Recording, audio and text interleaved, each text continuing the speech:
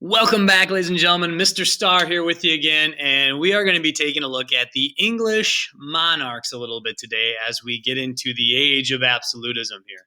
All right, so let's take a look at this family. We've already talked a little bit about this family in the last unit, but we're going to get a little bit more in depth on it today.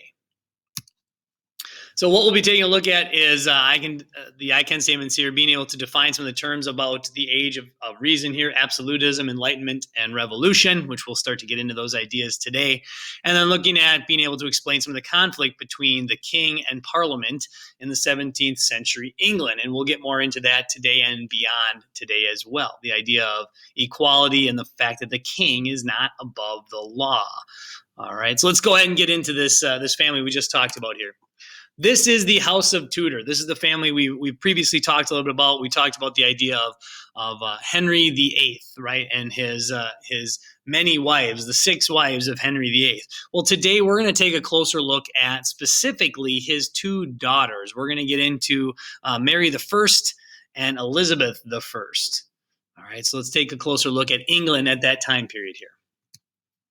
So mentioning the House of Tudor, this is the royal line, the royal family here in the late 1400s in England. And again, with Henry VIII's father, Henry VII, we see a lot of stability and prosperity in England. England's doing a great job during this time, and they are very successful. And then we also see his son finally take over, Henry VIII, who we've talked a little bit about already. He's the guy who takes England out of the Catholic Church and creates the Church of England simply so he can get a divorce from his first wife.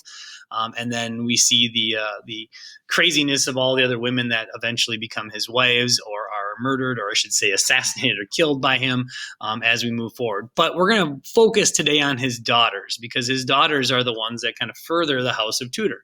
And so Mary I is his first daughter, and we look at it as his legitimate heir to the throne, especially depending on where you're looking. If you're a Catholic, or if you're looking at the Catholic Church, they would look at Mary as the legitimate heir.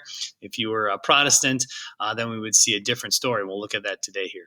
So when we talk about Mary I, Mary was the first reigning queen in England at her time.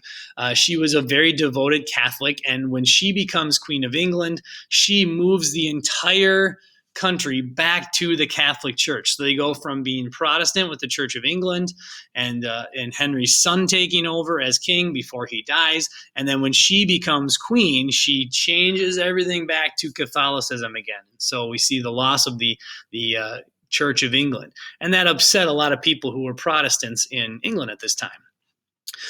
She eventually goes on to marry King Philip II of Spain. And now most historians look at this and say that this is really just kind of a show marriage. This is a marriage to show their power. She marries another counter-reformationist in Spain, and they show kind of a united front, England and Spain here, 2 very strong Catholic rulers against Protestantism. Most historians look at this and say that they did not really even know each other, and most likely did not even consummate the marriage. They were never together for the most part. She eventually gets the nickname Bloody Mary, and she does that because of just how ruthless she is against Protestants. Again, she hated Protestants, probably largely because of her father and him taking another wife after divorcing her mother.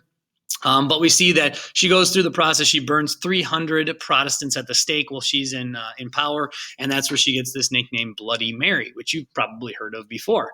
A lot of what she does ends up sparking rebellion. Protestants obviously get upset, and we see Protestants and Catholics fighting and rebelling against one another in England. And so she ultimately fails to bring Catholicism back to England. The Church of England and Protestantism was too strong already on the country. Now, eventually what's going to happen with Mary is she ends up dying in the year 1558, and she did not have an heir to the throne. All right, again, she was married to Philip II of Spain, but never produced an heir. And so what eventually happens is Elizabeth I, her half-sister, is going to take over the throne. And Elizabeth was Protestant. And so now what we see as Elizabeth takes over the throne is she shifts the entire country back to the Church of England and back to Protestantism. All right, so that's kind of a crazy shift. We're going from Church of England to Catholicism and now back to the Church of England here in a fairly short amount of time. And she goes on to become a very good ruler and a really good politician. In fact, probably the best ruler that England had ever had or will ever have. We look at as Elizabeth I. Now, she also never marries. She never has children. She ends up kind of looking at the country of England and the people of England as her children. And she's there to kind of guide them and take care of them. And so she looks at being married to the country, essentially. Her closest heir is Mary, Queen of the Scots. And so Queen of Scotland at this time, she was also Catholic. And Elizabeth decides that the only way that she can be taken out of power is if the Catholics kind of rise up and rebel against the Protestants, and they try to put Mary, Queen of Scots, on the throne in her place. And so Mary, Queen of Scots, finds out about all of this as a possibility of her being imprisoned or taken prisoner here. And so she flees Scotland. She heads to England in an attempt to kind of create a coup and try to overthrow Elizabeth with the help of the Catholic Church. Elizabeth finds her, captures her, and imprisons her in the year 1568. And so Mary, Queen of the Scots, and Philip II, who is technically Elizabeth's brother-in-law, end up in a plot to try to kill Elizabeth and take over the throne of England for the Catholic Church again. She finds out about this and she stops this plot, and ultimately this plot fails when she arrests Queen Mary of Scotland, and she finds out about Philip. All right, there's a YouTube link that you can take a look at, and I'll throw a couple of them up there for you. A movie that was made about this portion of Elizabeth's life. All right. So what happens after this? Well, Philip finds out that basically this entire time, well, he's now trying to marry and court Elizabeth. If he can't kill her, he should probably try to marry her. And she's not having that. She doesn't really want to be in a relationship. And so she decides that instead of trying to marry King Philip of Spain, she's actually going to hire pirates that she calls sea dogs to steal gold from Spain. And so all the different shipments of gold that are being brought in from different colonial holdings of Spain, those sea dogs that Queen Elizabeth has basically knighted and allowed to go out in the name of England and steal from the Spanish Armada, steal from the Spanish ships. He finds out about all this plot that Elizabeth has, and he ends up deciding that he is going to invade England. So he sends his Spanish Armada, the greatest navy in the world, 130 ships, set sail to invade the island of England. And in 1588, all of this happens. The English come out. They meet this invincible armada out at sea. And the smaller English ships, are able to very quickly outmaneuver the large Spanish galleons. And they are able to destroy about half of the Spanish Armada in a fairly short amount of time. All of this ends up giving Elizabeth the ultimate victory here. England is safe from invasion after this victory, and we see that Elizabeth is free from that point on of all these plots and attempts to remove her from the throne or assassinate her and put a Catholic on the throne. The Catholic Church and the Catholicism kind of gives up on trying to take her place. And so she's able to continue her rule after that, really strengthened by the ability for her to stop this from happening and stop them from taking her off the throne. The homeland has some issues, though. They have some religious problems. We know that there is an issue with Catholicism and Protestantism, but we also see kind of a radical Protestant group that comes out at this time too, called the Puritans. The Puritans want to basically rid all of Anglicanism or all of the Church of England, all the Catholic portions of it. They want to get rid of all of it. All right, kind of rid all of that from the Church of England and the Protestant Church in England itself. We also see that there is some relationship with Parliament that she has to work on. And actually, Queen Elizabeth does a really good job. Remember, she's a limited monarch.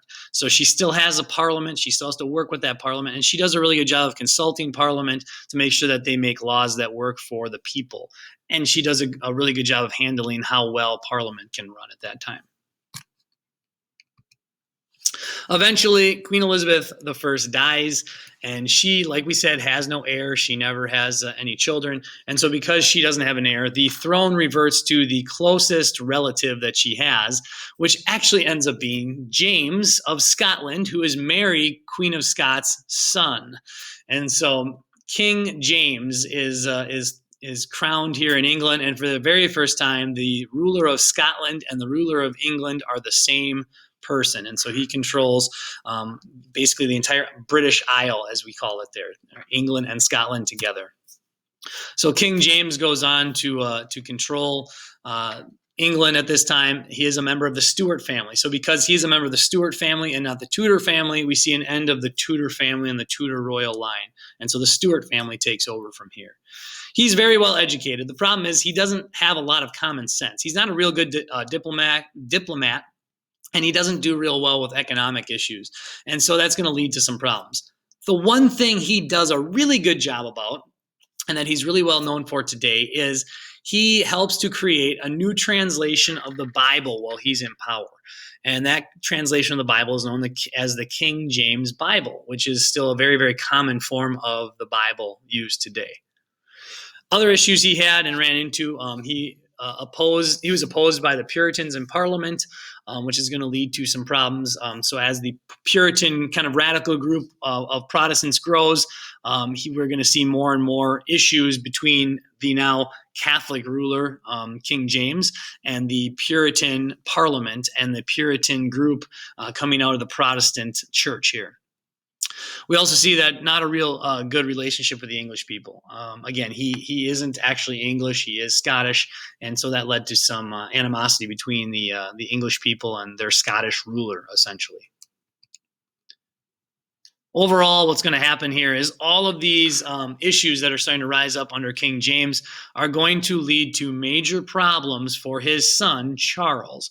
Charles I will eventually see a revolution happen in England between the radical group called the Protestants and Parliament and himself. So we will see this massive revolution between Protestantism and Catholicism. And we'll talk more about King Charles I later on. So, ladies and gentlemen, I hope you got all your information here that you needed. If you have any questions, guys, definitely get a hold of your teacher, and we'll see you again soon.